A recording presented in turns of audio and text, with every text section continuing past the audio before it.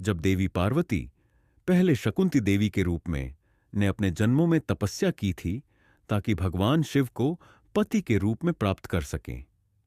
यह तपस्या न केवल कठिन थी बल्कि बहुत समय तक चली। देवी पार्वती ने अपनी कड़ी तपस्या से शिवजी को प्रसन्न किया, जो पूरे ब्रह्मांड के सबसे कठोर योगी और तपस्वी थे। शिवजी के मन में एक गहरी चिंता थी कि वे संसार की ओर से अलग थलग रहने के कारण किसी के साथ विवाह के बंधन में बंधने के लिए उपयुक्त नहीं थे। उनके परिवार में कोई भी पारंपरिक और आम विवाह नहीं था, लेकिन पार्वती के निरंतर तपस्या और प्रेम ने शिवजी के हृदय को पिघला दिया। लेकिन कथा में कुछ रोमांचक मोड़ आते हैं।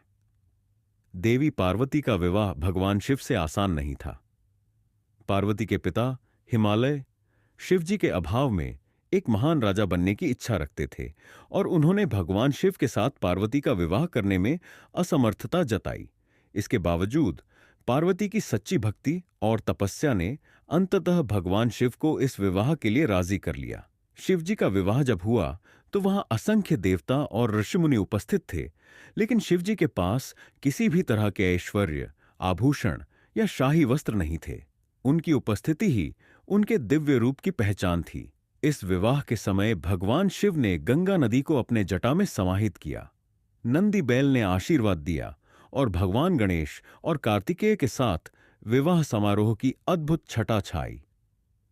यह विवाह केवल एक सांसारिक विवाह नहीं था, बल्कि यह देवों और असुरों, कर्म और भक्ति, ब्रह्मा और विष्णु के साक्षात्कार का प्रतीक था। यह कथा पूरी मानवता को यह सिखाती है कि सच्ची भक्ति और प्रेम में ही ईश्वर का आशीर्वाद और प्राप्ति संभव है।